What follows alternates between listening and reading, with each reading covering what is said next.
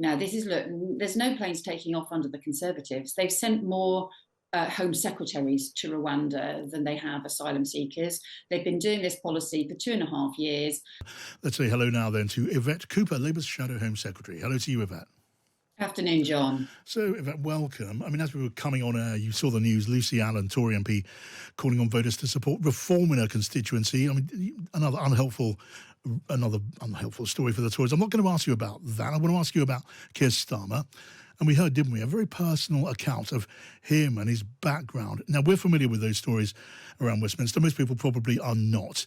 He does have a problem, though, with many voters saying they don't know what he stands for. And he was setting out deep beliefs, which people think he keeps changing. Now, Yvette, they're right about that. He does keep changing position, doesn't he? I think what you heard from Keir talking about his mum as nurse, his dad, who was worked in a factory, his mum's illness, the financial pressures that he grew up with in the 1970s, and why that means that he strongly believes in security, and that includes economic security, but also includes our national security as being the foundation on which everything else is built. And that's really important for the Labour Party. It goes to the heart of the things that Keir's been setting out, some of the first steps, the practical first steps that Labour would take in government, the things that would be about tackling some of the pressures on families, but also getting that economic stability in place. It's why it's so important for Keir. It's why it's so important for the Labour Party. You get that economic stability in place, and then on that you can build and you can change the country. And it is a chance to turn the page on the 14 years of Conservative chaos. The latest, Lucy Allen was just the latest example of more of that Conservative chaos that's left everything feeling broken. We've got to renew the country. Yeah, but look, but Yvette, the leader of the party, he wanted people to address their doubts this morning. So let's address some of those doubts, the changes of mind, which we've seen over time. Keir Starmer wanted to abolish student tuition fees. Now they're not going to be abolished if you get in. He wanted to bring in public ownership of water and then private sector involvement in our health service. Those ideas are gone too. I know that Bernard Shaw said, don't change your mind, you can't change anything. But it does add to the idea that he's not solid on territory. Well, I think for many years now, Keir has been saying these practical things, it's got to be built on economic stability. We've seen the greater damage that the Conservative government has done to the country over the last 5 years. We've seen the hit to our public services. We've seen the hit to our public finances as well. So I think this is Keir being really kind of clear and sensible about the practical things that we can deliver, the really important things that we can change. And I think he has always been clear about his belief in making the country work for working people again, about the dignity of work. Those sorts of core values, those very British values, have been there throughout. And yes, we are setting out clear practical policies, but we are only setting out policies that we can afford. Okay. Setting out policies that we can fund, and making no apology for that, because in the state that our country is in, getting that economic stability, making sure you can only promise what you can afford is really important. All right. So if Keir Starmer has changed his mind because economic circumstances have changed, what about when they change back? Can you say that you will or you want to abolish tuition fees at universities when public finances are stronger? No, we've set out the things that we're prioritising. We're setting out the things that are important. And so that as an aspiration, when the economy gets better, will you want to do what Keir Starmer said he wanted to do in the first place?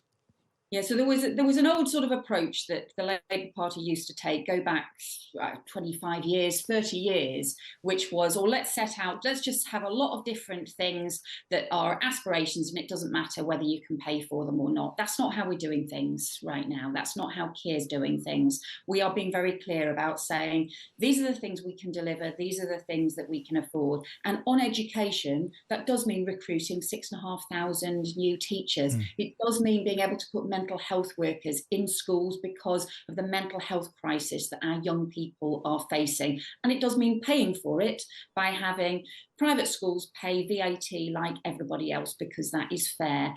And so, again, we're saying this is what we can do, but as part of that, the objective, the mission that Keir set out on education is smashing the class ceiling. It's making sure that you can help all kids from whatever their backgrounds get on.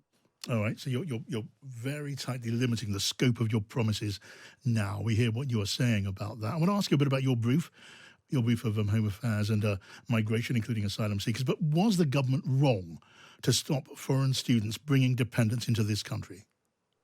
We supported the additional restrictions that the government has introduced around family dependence for graduate students who are on short courses. Yes. We thought that was we supported that. We think that was a sensible measure. Right. So universities say that's put off a lot of people. It's costing a lot of money and causing them financial trouble. So international students are really important to our economy, to the international connections, the education that we develop and that we build. That is really important. We also have to recognise that under the Conservatives, I mean, net migration has trebled in the last 5 years. We do think that net migration should come down. But, you know, the real driver that there's been is the big increase in work migration. So even in the last 12 months, there's been a 50% increase in work migration.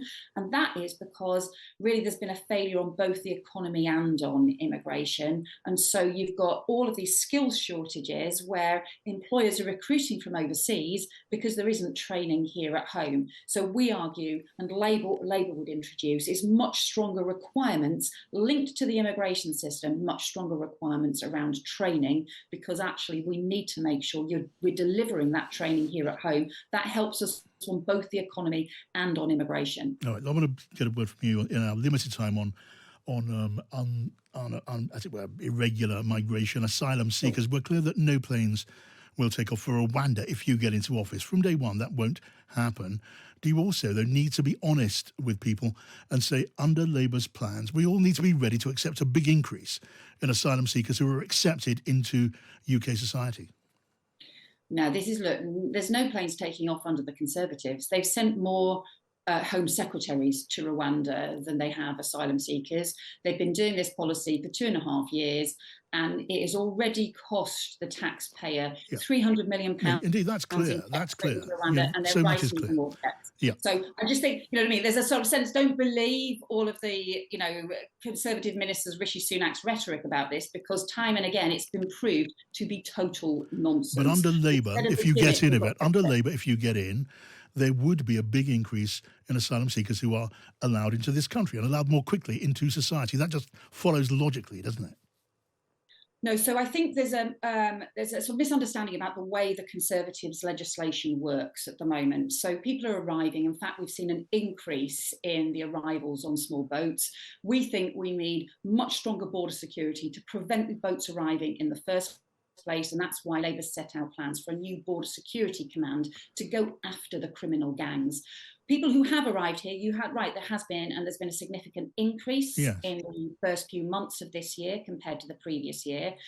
Then at the moment, what the government is doing, the Conservatives are doing, is they're allowing everybody to claim asylum, but then they're not taking any decisions. So you have people you say you take quicker decisions. That means quicker processing. That means more. That means many more people allowed to settle in this country. That's just ABC. Actually, but now at the moment, they are all being allowed to settle in this country effectively, actually in the hotels at taxpayers' expense, because no decisions are being made and returns have just plummeted. So nobody is being returned. We do think we need a new returns and enforcement unit, and we also need to clear the backlog that they've built up. At the moment, the Conservatives' policy is effectively an amnesty for anybody arriving. It's a hotel amnesty, really, because people can then just stay in the asylum system and in asylum hotels indefinitely. We think we should have a fast-track decision-making system for people who arrive from safe countries or from countries that are predominantly safe. Those cases should be fast-tracked because then people can be returned. And that would mean more people allowed in more quickly. Now, let me just ask you this. Well, no, that's actually not right, because they're already here. So, and they're already allowed to settle, given leave to settle permanently in the country. You also say, don't you, that what we need is more cooperation with Europe, more dialogue with Europe on a system that involves cooperation between the UK and European countries. Now, that would also mean, if there was to be a deal with Europe, it would mean sharing the burden of asylum seekers with European countries, wouldn't it? Again, that's just ABC. So we've been clear that we won't join the EU member states quota scheme. That's for member states. That wouldn't be appropriate for the UK. What we want to see, first of all, is a new security agreement. That means sharing information on criminal gangs, sharing up-to-date lifetime intelligence, which is not being shared at the moment. So that's the most important thing.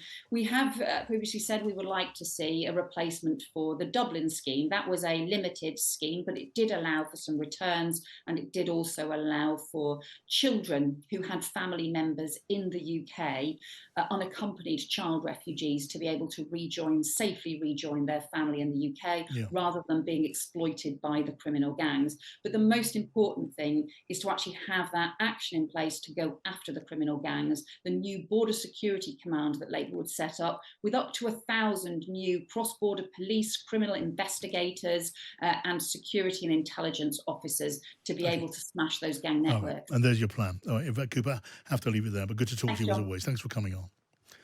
Now, that was Yvette Cooper, Labour's Shadow Home Secretary. Alicia Fitzgerald is with me, our political correspondent, listening to that. Welcome to you, Alicia. What did you make of what you heard from Yvette Cooper? I think it's really interesting because it very much mirrors the same message that Keir Starmer has been plugging since the beginning of his campaign, and not even since the beginning of the campaign, actually, since he actually became the leader of the Labour Party. And that is that they are a changed Labour Party. For so long, things like immigration, the economy, security, defence were not things that the public generally trusted the Labour Party with.